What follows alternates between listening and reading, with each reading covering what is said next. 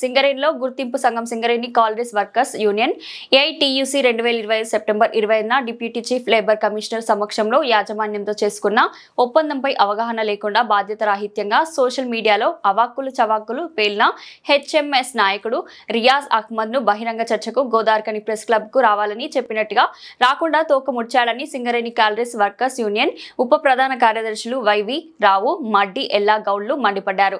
ఆదివారం Godavarikhani press club లో జరిగిన విలేకరుల సమావేశంలో 2009 నవంబర్ 20న మరియు 2025 సెప్టెంబర్ 20న జరిగిన ఒప్పందాల పత్రాలను వారు తీసుకుని హాజరై మాట్లాడారు. బ్రాంచ్ సెక్రటరీలు, డిప్యూటీ జనరల్ సెక్రటరీలు, క్యాడర్ మొత్తం కూడా రావడం జరిగింది. ఈ రోజు ఏంటంటే మీటింగ్ ఉద్దేశము 2009లో ఏఐటీసీ అగ్రిమెంట్ చేసింది సింగరేణిలో.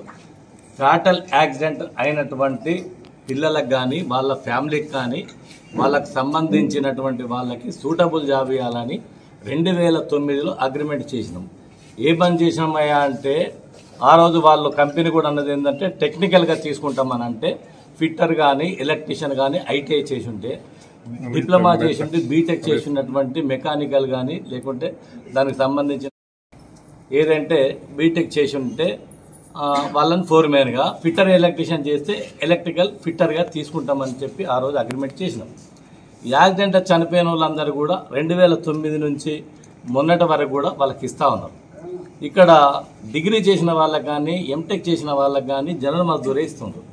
అది 2009 ఈ అగ్రిమెంట్ అయిన తర్వాత కూడా వీళ్ళకి డిగ్రీ వాళ్ళది అగ్రిమెంట్లో లేదు కాబట్టి మేము ఇవ్వమని జనరల్ మజ్దూర్కి ఇస్తున్నారు. జనరల్ మజ్దూర్కి ఇస్తా ఉంటే అది మేమేమన్నామంటే డిగ్రీ చేసిన వాళ్ళకు కూడా వాళ్ళకి క్లర్కల్ పోస్ట్ ఇవ్వండి, వాళ్ళకి జనరల్ మజ్దూర్ ఇస్తే కరెక్ట్ కాదు కదా అని ఏఐటీసీగా మేము ముందే మాట్లాడినాం. ఎలక్షన్ల కంటే ముందే మేము దాని మీద పెద్ద ఎత్తున గొడవ చేసాం. అగ్రిమెంట్లో ఏఐటీసీగా అనేక అగ్రిమెంట్ చేసినటువంటి చరిత్ర మా దగ్గర ఉన్నది. మేము ఇవి ఇప్పుడు కూడా ప్రూఫ్ చేయడానికి కారణం ఏంటంటే రియాజ్ అహ్మద్ ఏంటంటే కార్మికులను మోసం చేసిండ్రు, అగ్రిమెంట్ చేసింది ఎప్పుడూ ఉన్నది అనంటే మరి 2 సంవత్సరాల నుంచి ఈ చనిపోయిన ఆ బూర్ల సారాయ కొడుకు ఎందుకు జాబ్ ఇప్పలేదు అన్నది ఒక పాయింట్. ఇప్పుడు ఈ సత్యనారాయణ చనిపోయింది కదా, వీళ్ళ మిసెస్ ఇప్పటికి 9 నెలలు అవుతుంది, మరి ఈమెకి జాబ్ ఎందుకు ఇప్పలేదు కదా? అగ్రిమెంటే లేనిది జాబ్ ఎక్కడి నుంచి వస్తుంది? మేము ఇది చేసినాం. ఈ అగ్రిమెంట్ తప్పైతే చెప్పండి సమాధానం. ఎవరికైనా నువ్వు ఏం ఛాలెంజ్ చేసినావనంటే ఇది తప్ప అగ్రిమెంట్ అన్నాం. నేనేమన్నా అంటే ఈరోజు ప్రెస్ బిల్డింగ్ కట్టండి, ఎందుకంటే మన మీద చౌరస్తాల గీవరస్తాలు అంటే చిల్లరగా ఉంటుంది కాబట్టి ప్రెస్ భవన్లో అందరికీ తెలుసు. మీరు ప్రెస్ భవన్ రండి, నేను కాగితాలు తీసుకొని వస్తా, మా అగ్రిమెంట్ కాగితాలు తీసుకొని వస్తాం. మేం తప్ప మీరు తప్ప అన్నది అక్కడ చర్చ పెడతాం. ప్రెస్ వాళ్ళు ఉంటారు, వాళ్ళు ఏ విషయమైనా కూడా వాళ్ళకి తెలుస్తుంది, వాళ్ళు చెప్తారు. కాబట్టి ప్రెస్ భవన్ 11 గంటలకు రమ్మని చెప్పి మేము ఛాలెంజ్ చేసినాం. ఆయన ఛాలెంజ్ చేస్తేనే మేము ప్రతి సవాల్ చేసినాం. ఆయన ఎక్కడికి వస్తావు రా అన్నాడు. నేను అన్నా ప్రెస్ భవన్కి వస్తా, ప్రెస్ భవన్లో పెట్టుకుందాం 11 గంటలకు రమ్మని చెప్పి ఏఐటీసీగా మేము ఛాలెంజ్ చేసినాం. ఈరోజు కాగితాలు తీసుకొని వచ్చినాం, అగ్రిమెంట్ కాగితాలు తీసుకొని వచ్చినాం. మరి రియాజ్ ఫరార్ అడ్రస్ లేదు, ఎటు పారిపోయిండు? మరి గోదావరిఖనిలో కదా ఉండేది, రావాలి కదా, నువ్వు అన్నిటికీ ఎగురుతావు కదా, మరి ఇప్పుడు ఛాలెంజ్ చేస్తే ఎందుకు రాలేదు అన్నది ఏఐటీసీగా మేము అడుగుతాను. కాబట్టి ఇట్లా ఈ ఫాల్తు మాటలు మాట్లాడి కార్మికుల్ని ఇబ్బంది పెట్టే చేయొద్దని చెప్పి ఏఐటీసీగా మేము కోరుకుంటాను. ఇప్పుడు కొత్తగా వచ్చినటువంటి ఆ లీడర్లు మొత్తం కూడా ఏఐటీసీలో జాయిన్ అయ్యాడు. ఇప్పుడు మా క్రాంతి ఉన్నాడు, వచ్చి ఏఐటీసీలో జాయిన్ అయ్యాడు. 100 మంది ఏఐటీసీకి అట్రాక్ట్ అయ్యి వచ్చారు. అందులో నీ హెచ్ఎంఎస్ నుంచి అసలు ఇవ్వలేరు. హెచ్ఎంఎస్ నుంచి ఇప్పుడు ఏంటంటే తడకాలు ఉన్నాయి, అక్కడ ఒక 4 అక్కడ ఒక 4. కానీ నువ్వు అనుకున్న నిన్ను నమ్ముకున్న వాళ్ళందరినీ నట్టేట ముంచి నువ్వు ఒక్కనివే. ఇప్పుడు మెంబర్షిప్ చేస్తే నీ ఇంటికి వస్తుంది, నువ్వు ఏ ప్యానల్ చేసుకున్నా నీకే. అసలు నువ్వు కింద ఎదగనిచ్చేది లేదు. నువ్వు అందు నుంచి నాశనం అయిపోయినావు. నువ్వు ఎక్కడ గెలిచినటువంటి కాడ ఇప్పుడు నీకు 10 మంది లేరు. మరి నువ్వు ఏం ఆర్గనైజేషన్ చేస్తానో తెలియదు. నువ్వు యూనియన్ వాళ్ళని తిడతావు, ఆఫీసర్లను తిడతావు, నీ యూనియన్ వాళ్ళని తిడతావు, వాళ్ళు పోయేటట్టు చేస్తావు. అసలు నీకు ఈ బూతులు మాట్లాడు తప్ప నీకు ఆర్గనైజేషన్ అన్నదే తెలియదు. ఇప్పుడు ఈ రోజున నీ గోదావరిఖని నీ పరిస్థితి ఏంది? అసలు నువ్వు ఏ పార్టీ తెలియదు. ఓసారి కాంగ్రెస్ అంటావు, ఓసారి టీఆర్ఎస్ అంటావు. ఇప్పుడేమో కవితమ్మ గారిని పట్టుకున్నావు, ఆమె మునిగినారంటపై నువ్వు పట్టుకున్నావు. మొత్తం నాశనం అయిపోతుంది. ఇద్దరు మునిగైపోతారు. అసలు ఆమె ట్రేడ్ యూనియనిస్ట్, ఆమె పార్టీకి సంబంధించిన ఆమెని ట్రేడ్ యూనియన్ గా నువ్వు కలుపుకునేది ఏంది? నువ్వు ఆమెను ముంచుడేంది, ఆమె నిన్ను ముంచుడేంది? అసలు నీ యూనియన్ ఎటుపోతుంది? కాబట్టి అసలు నువ్వు ట్రేడ్ యూనియన్ నడిపే పరిస్థితి నీకు లేదు. అసలు ట్రేడ్ యూనియనిస్టులు ఎవ్వరు కూడా నీ యూనియన్ లేరు. కాబట్టి నువ్వు మాట్లాడేటప్పుడు చూసి మాట్లాడాలి. ఎందుకంటే మేనేజ్మెంట్ ఉంటుంది. మనం యూనియన్ తిట్టుకుంటే వాళ్ళకి లోకం అవుతాం. కాబట్టి మేము ఎప్పటి నుంచో చెప్తాను, నువ్వేందంటే పేరు పెట్టి తిడతావు. నువ్వు యూనియన్ ఏఐటీసీ అంటావు, ఏదో నువ్వు బాగా పీకుడు పని చేసినాడు. ఇప్పటిదాకా నువ్వు ఒక్క సమ్మెన చేయించినవా? ఏఐటీసీగానే సమ్మెలు చేయించిన చరిత్ర ఉన్నది. ఏఐటీసీగానే అగ్రిమెంట్ చేసిన చరిత్ర ఉన్నది.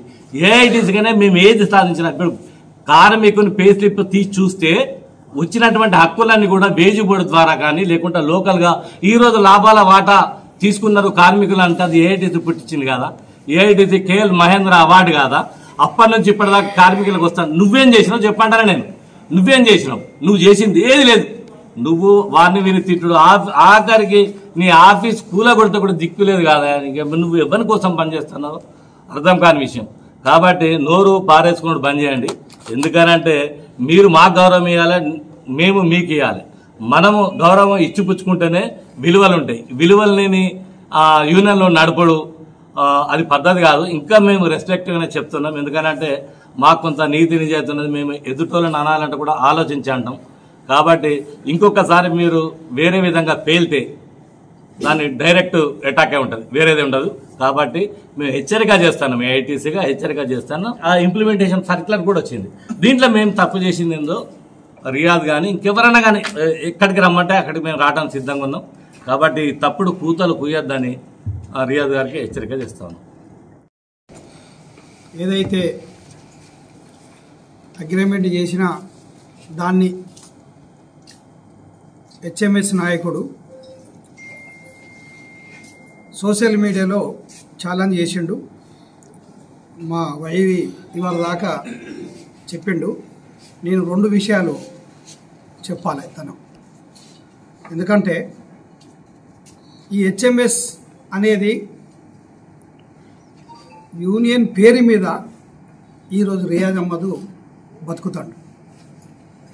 హెచ్ఎంఎస్ యూనియన్ అనే పేరు మీద, ఎందుకంటే జాతీయ యూనియన్ కాబట్టి ఆ దాని మీద బతుక్కుంటూ ఇవాళ వెనక లేదు ముందు లేదు, ఆయనకి ఏ క్యాడర్ లేదు. ఇప్పుడు మా వైవి చెప్పినట్టుగా జాడి దుర్గా నుంచి మొదలు పెడితే మొన్నటి వరకు కూడా నారాయణ అధ్యక్షుడు, ఒక జాతీయ సంఘానికి అధ్యక్షుడు అసలు నారాయణ, ఆయన ఎందుకు పక్కకు పెట్టిందనే సమాధానం చెప్పు ఫస్ట్. ఏదో బతుకు, ఏదో జాతీయ యూనియన్ ఉన్నవాడు బతుకు, కానీ ఆ బతుక్కుంటూ ఇంకోళ్ళను మీద దుమ్మెత్తిపోతానంటే ఎవరు ఊకోరు. మా క్యాడర్ గాంక ఒక్క గిట్లా సిటీకైతే బిడ్డ నువ్వు తిరగవు బజార్లో. నేను చెప్తాను, బజార్లో తిరగరు మీరు. మంచిగా మాట్లాడు, మంచిగా చేయి. వాడు వీడు ఏంది భాష. కాబట్టి తస్మే జాగ్రత్త రియాజ్ అహ్మద్. ఇంకొకసారి కనుక చేస్తే ఇక్కడ పుట్టగతులు ఉన్నాయని చెప్పి సందర్భంగా తెలియజేస్తాను.